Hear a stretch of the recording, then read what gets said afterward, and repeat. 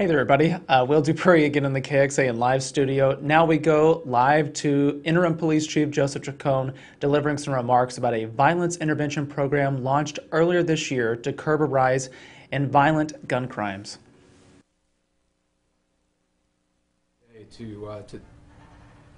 I want to keep the public updated as much as I can about our efforts related to driving down gun violence in our community and our overall violent crime rate.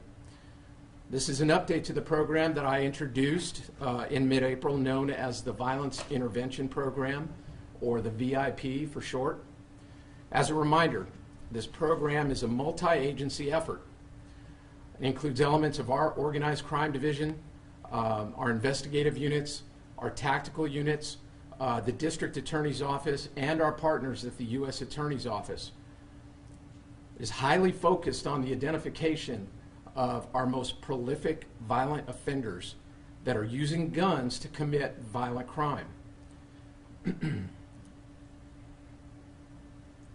It is gun crime that is driving our violent crime rate in two particular areas: homicides and aggravated assault that is not associated to domestic violence. Additionally, I'm concerned with the number of robberies that are being committed in Austin using guns.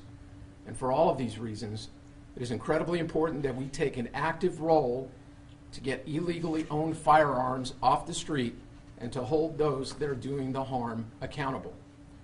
The program will continue at least through August 31st, at which time we'll reevaluate continuing the program or further modification of the program.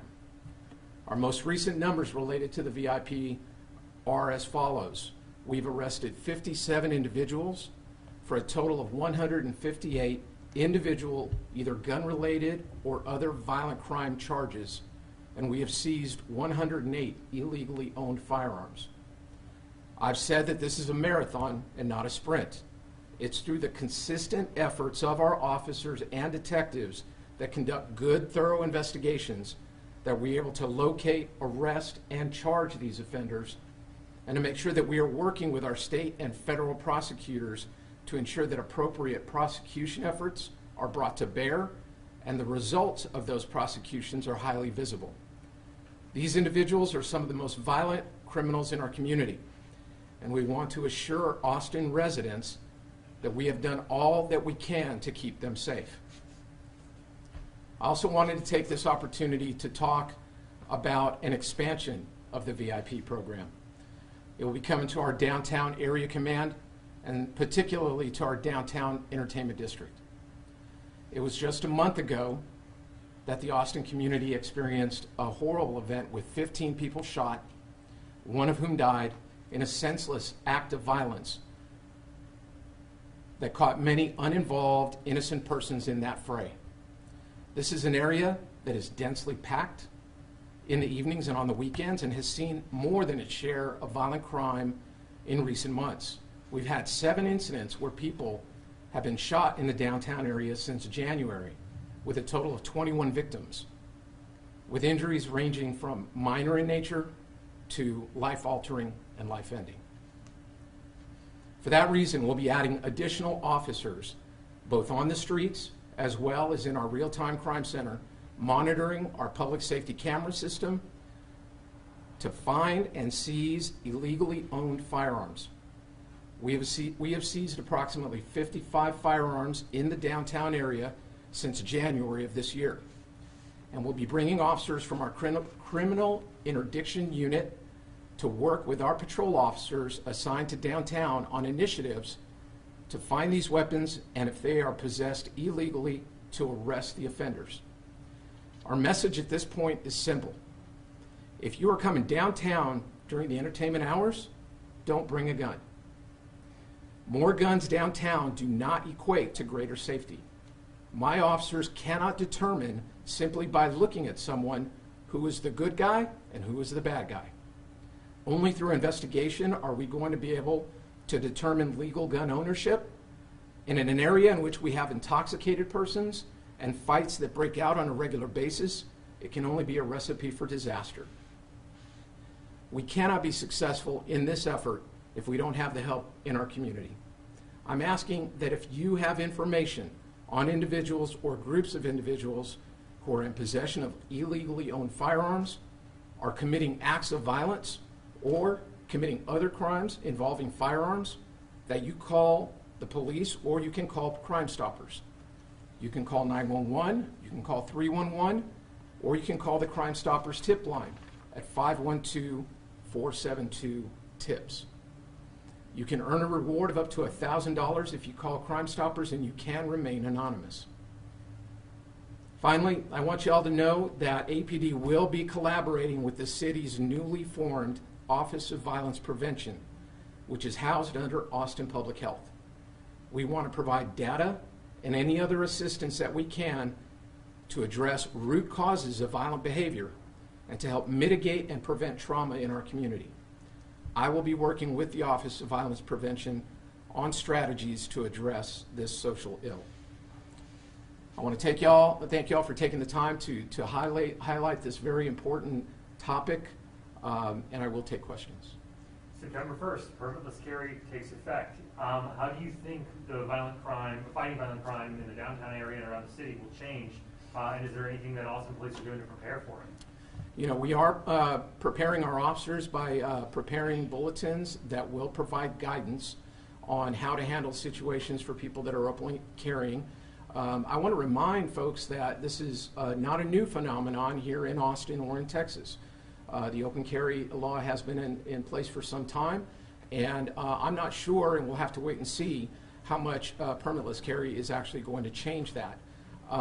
But we will be prepared to have our officers handle those type of situations. But as I stated earlier, it's bringing more guns into these type of situations does not make it any easier for our officers to successfully de-escalate them, and we wouldn't want innocent people getting caught up in everything. Will any of the funding from the new budget approved going towards APD affect this program the city approved recently? I'm sorry, could you say that again? The city budget that was approved for the next fiscal year, the funding that was designated for APD, is any of that going to this program specifically? You know, we are, by me assigning these units and kind of starting up this whole program, we are expending funds towards it through salaries, through our efforts, sometimes through overtime, to keep this going. So yes, that will be part of the budget going into the next budget season. Could you share a little bit about kind of the day-to-day, either on the street or in the office, what this violence intervention program, what's happening differently now than before this started? You know, it's really focused on from an intelligence-led, evidence-based kind of approach to finding those, identifying those offenders who this is not the first time that maybe they've done something, but that they are doing things on a more regular basis, more prolific. Then once that person is identified, in making sure that we get them arrested as they continue to commit those offenses, and then working with our prosecutors, whether it's going to go federally for a federal firearms charge, or it's going to stay local with DA Garza's office. Either way, in both offices, they have prosecutors that are assigned to this project. It seems like a lot of the resources are focused downtown after we've seen so much violent crime. How does that hurt response times for areas where outside of downtown? I'm thinking about Homicide 46 in particular. You know, I think that we've always kind of staffed and done things downtown a little bit differently based on the way that it's laid out because of the entertainment district. I have many, many officers that are on foot. They might be on bicycles, they might be on all-terrain vehicles, or they might be on horseback.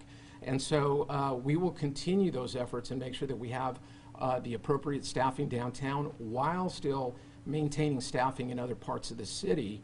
And that's something that we have maintained and continue to do in months past and will continue to do in the future. Regarding the homeless camping enforcement, 0 citations so far, but camps are starting to get cleaned up. What, Chief Chacon, would constitute giving someone who's experiencing homelessness a citation, and what would constitute an arrest? So right now in phase 3, we have not had to write citations yet because we are gaining voluntary compliance. as people are approached, they are packing up and they are moving. If they fail to do that in this stage, then we will be issuing citations. If they are clearly in an area that is dangerous because it's subject to flooding or wildfire, and they refuse to move, then an arrest might be made. But we're doing everything we can to make that the absolute last resort. I'm going to keep going here as long as I can. There has been some talk about the shortage of staffing here. Is there anything APD can do in the meantime? Council hasn't approved those 2 cadet classes for the proposal. 1 cadet class is already underway, but they're not going to graduate for some time now. Is there anything that Austin Police can do to try and increase staffing in the meantime? Whether it's look to outside agencies, create a different cadet class, anything? You know, some of the things that we're looking at right now are retaining, providing benefits for our folks that are eligible to retire, and retaining those retirement eligible officers for longer periods of time, as well as looking at those who have resigned in recent, last couple of years that are eligible to come back to our department to see if we can hire them back. Reserve officers? No, these wouldn't be reserve officers. They'd be full Austin police officers. If they resigned in good standing, then they're eligible to be rehired. And how badly do we need additional officers, Chief Chacon? You know, I've called it a crisis because it's a crisis.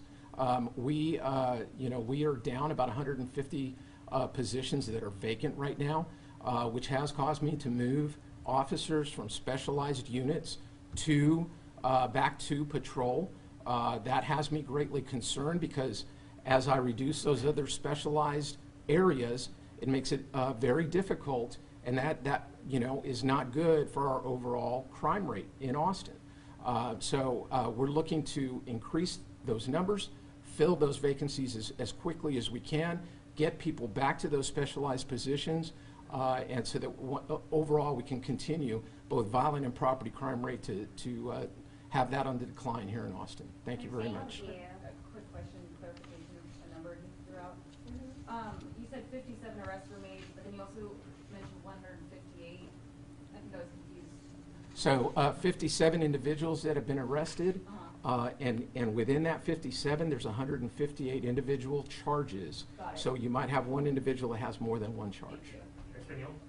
Sure. Yeah, do we have time for Spanish? And then, does everybody want Spanish? Is that okay, or do y'all need a breakdown and leave? Okay, if you can make it quick.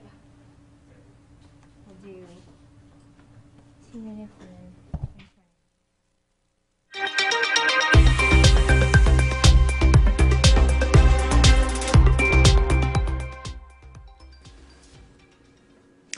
Hey there, everybody. Will Dupree again in the KXAN live studio, wrapping up what Interim Police Chief Joseph Chacon just told us. He gave an update about this violence intervention program that he launched in April to address the rise in violent gun crimes here in Austin. And he shared that they have since launching this effort arrested 57 people on 158 individual charges. And as he said a moment ago, some of these people may have multiple. And during this process, they have seized 108 illegally owned guns.